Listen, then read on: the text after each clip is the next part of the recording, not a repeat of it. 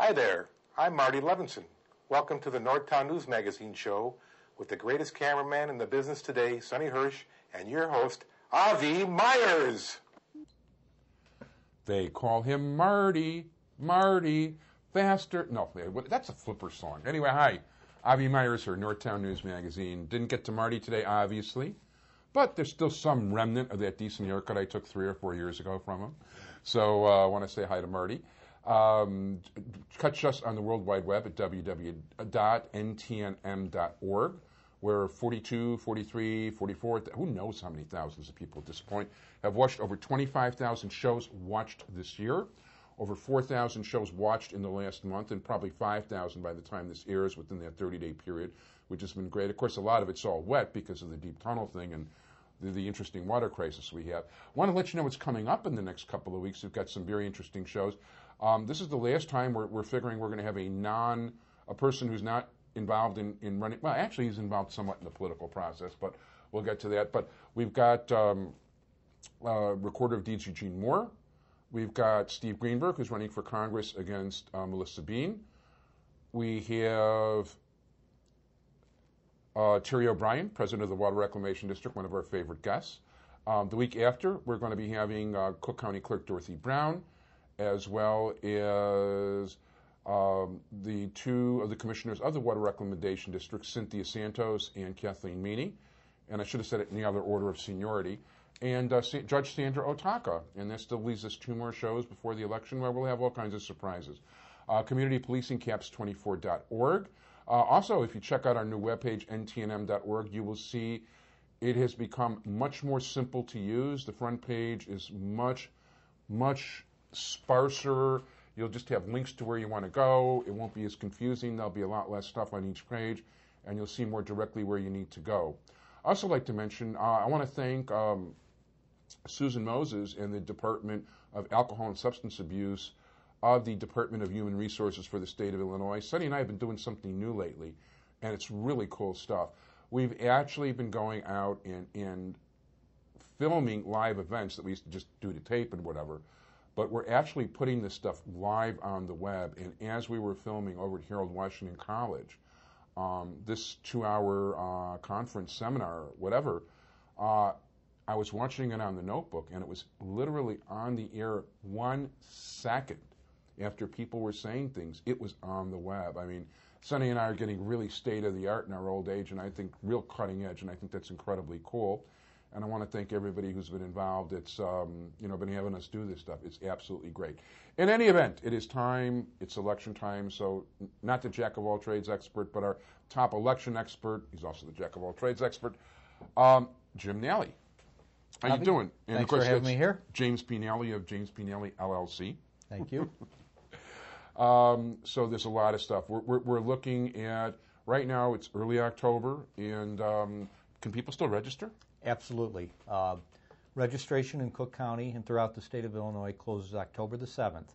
So you have until October the 7th to register.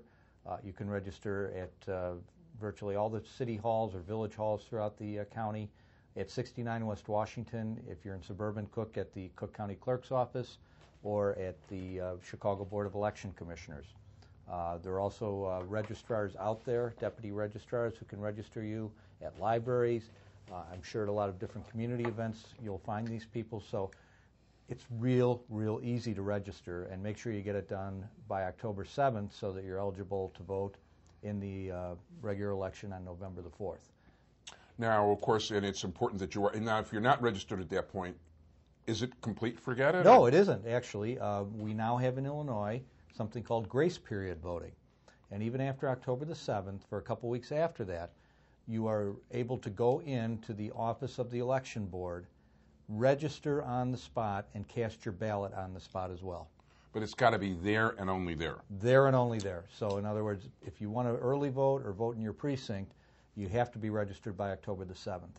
However, after that, you can still go to the office of the Cook County Clerk or the Chicago Board of Election Commissioners, bring 2 pieces of identification, one of which must be an official photo ID, like a driver's license or a state ID or something like that, utility bills, government correspondence, things like that, are also acceptable for the second ID, a Social Security card if you want to use that. But don't put your Social Security number on the registration. No, don't. You're not, and I want to emphasize that some people think that they have to do that when they register and fill out the card.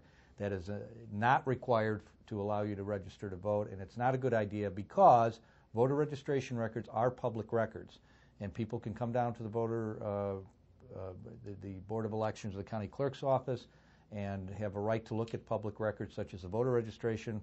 And if they look at the voter registration, they can get your name, your date of birth, your address, your Social Security number if you put it on there.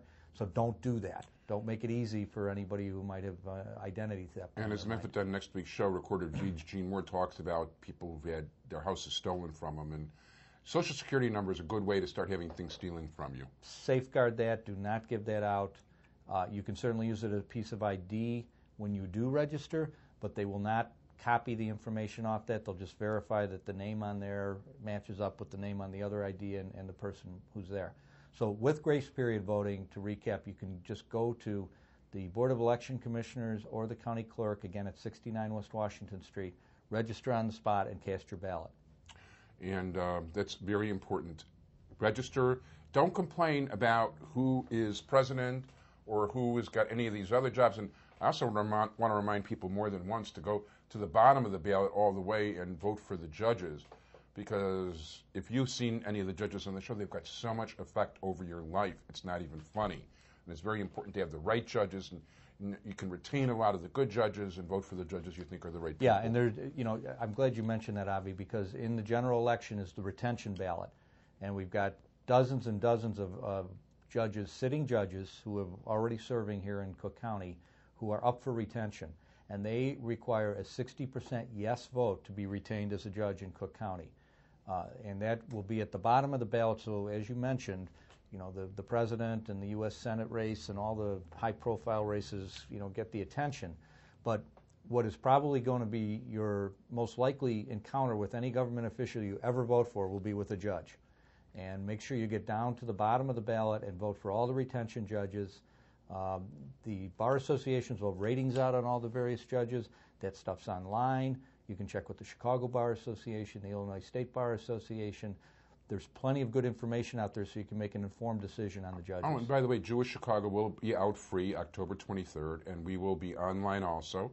And we, of course, have our panel of legal experts and judicial experts who will be rating the judges, because we do our best to get involved, and I've not only interviewed them, but the fact is, just so people understand, I depend on people who are judges and lawyers to tell me who are the good people, as well as the Bar Association ratings, and they are the ones that are looking at the Bar Association ratings. So, another thing we should talk about is early voting. Yes, and not often voting, but early voting. Early, not often. But early voting is really starting to take off. We're in about our fourth election cycle now where it's been available, and it started off slow like anything new, but it is really coming on now. It's so convenient. To recap, early voting is available in Cook County from October 13th through October 30th. And Monday through Saturday, 9 to 4, each ward in the city of Chicago will have a designated early voting site, which will more than likely either be a library or a Park District field house. You can get that information from the board. Again, the board's office is downtown at 69 West Washington Street. You can early vote there.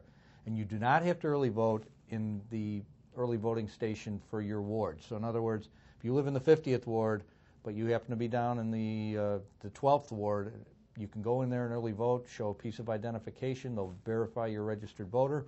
It's all done electronically, and each one of the touchscreen machines is programmed to have every ballot style that would be used in Chicago. So you don't have to be in your own neighborhood to go cast an early ballot. And that's very important. I think Warren Park is where it's going to be in this Warren Park in the 50th ward, but, right, but you don't have to go there. Right? No.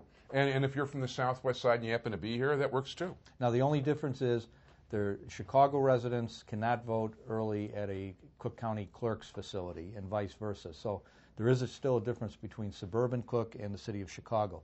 In suburban Cook, there's going to be something like 40 early voting stations, many of which will be like village halls or town halls in the suburbs. All the outlying courthouses in Skokie, in Markham, in Bridgeview, and in Rolling Meadows will have early voting available there. So again, you can go on the web or call either the county clerk if you're in suburban Cook or the city of Chicago. It is really catching on, and informally, the election authorities never like to come out and give any sort of estimates about percentages or anything, but I can tell you with the election authorities I've been talking to informally, they are thinking that Oh, and by the way, for those of you who haven't seen Jim Nally before, of course, he is the leading election lawyer in the state of Illinois. Oh, thank you. If not the free world. And let's keep it free by having good, honest elections. That would be good. But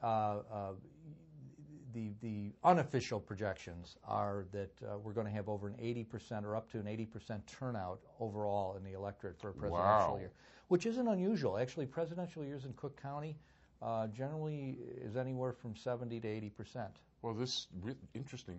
Well, this race has certainly captured people's imagination, as well as the economy is frightening people beyond belief. Well, and that's why I think the election authorities are prepared for a huge turnout. And the other part of it is that in addition to the turnout, talking informally, there are thoughts that maybe even up to 20% of the total vote will be cast by early voting this time, which, if you think about it, we're talking about, if we have an 80% turnout, that would be somewhere maybe around 4 million plus voters. 16% of the electorate, 1 out of 6 voters may be voting early. And if you think about that, then that could be almost 1 million early votes. That's devastating. That's huge. That's huge. Absolutely huge. But I think many people have used it, the convenience of it, in terms of the time and the locations and everything. It is catching on. Yeah, I think it's important too, but, people need to make sure they do their homework thoroughly first. Do your homework, and the other thing I want to emphasize is Illinois requires, unlike some states, on those touchscreen balloting machines, that there be a paper record. So when you vote on the touchscreen machine, there's a button you can hit that will print out under glass a receipt, and it will have printed on a piece of paper the candidates you voted for. So verify that the paper matches the choices you made. Yeah. So that if there was any sort of malfunction or something like that with the machine, you would know to go and tell the judge, hey, there's something wrong with the machine, spoil my ballot, let me start over. So make sure you check that receipt. You can't take it out with you from the polling place, but it will be there, and make sure that the names that appear on the printed sheet are the names you wanted to vote for. Let me also point out to people that October 26th, that's Sunday, about 9 days before the election, we are applying. By the time this is on the air, we will have applied and we'll know, but we're hoping that we will have our live election show on that date as usual, about 9 days before the election, and that'll air Sunday at 10:30 a.m. on CAN TV. It'll be on the web later that day on October 26th, and we're going to have a bunch of interesting guests as always. We haven't decided who's going to be on yet, but that's something that Jim and I always co-host, and we hope you'll watch it live on Sunday, October 26th. It'll air several times on the web afterwards, it'll air several times on CAN TV afterwards, as well as the web. Any races in particular in the last 3.5 minutes you're looking forward to talking about? Well, I think obviously everybody's interested in the presidential race, and that's only getting more interesting by the day. As you mentioned, with the economic crisis that we're suffering right now, it's obviously going to be a tremendous, tremendous issue. And I'm sure people will have, by the time we air, will have had a chance to see at least 1 or 2 debates right. with both the vice presidential and the presidential candidates. Locally here, there is a race in the U.S. Senate. There's a race for Cook County State's Attorney.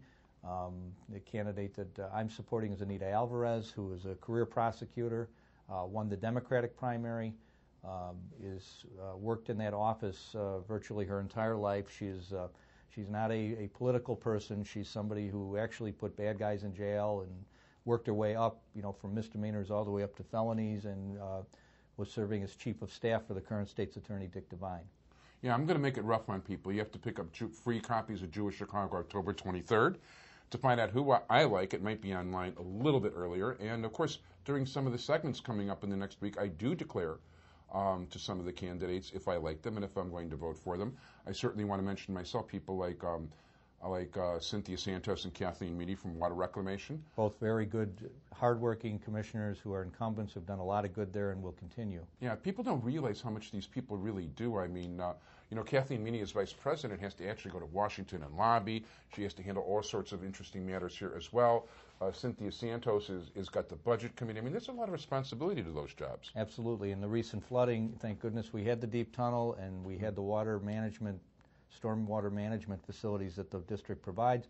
This time they had to open the locks and let water into the lake. But what, you know, as much as environmentally you don't like to see that, about 98% of what goes into the lake is just the stormwater. It's not the sewage. Stormwater was almost exclusively. As a matter of fact, I've already interviewed Terry as well as Kathleen and Cynthia today. So yeah, But keep in mind, they open those locks so that doesn't end up in our basements and other places. And it could be a lot worse. We're actually talking serious public health hazards from standing water. Not to mention, if it ends up in the basement, it can seep into the walls.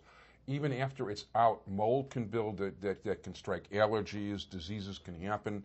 There's a lot of bad stuff that's going, so that's very important. 30 seconds to plug somebody else. Or plug yourself. Well, yeah, go. All I want to say is let's talk about judges one more time. Most of the judges running are going to be running unopposed, but look at that retention ballot because there's several dozen judges there, and these are people who have already served as judges, so they have a record. And you know, you'll be able to look up that record and look up the endorsements and recommendations that are made by the bar associations. And again, you know, these are the people that you as a citizen are probably going to have the most contact with in terms of any government official. So do your homework on that and go in there and make sure the good judges are retained and given another term in office. And of course, your free issue of Do It Chicago will have thought out judicial ratings by people that really know what they're doing, not me. I want to thank very much my guest, James P. Nally. If you want to reach him for questions about elections and all the rest of it, 312-422-560. Sonny, thanks. Website, ntnm.org. Stop talking, Avi. Bye.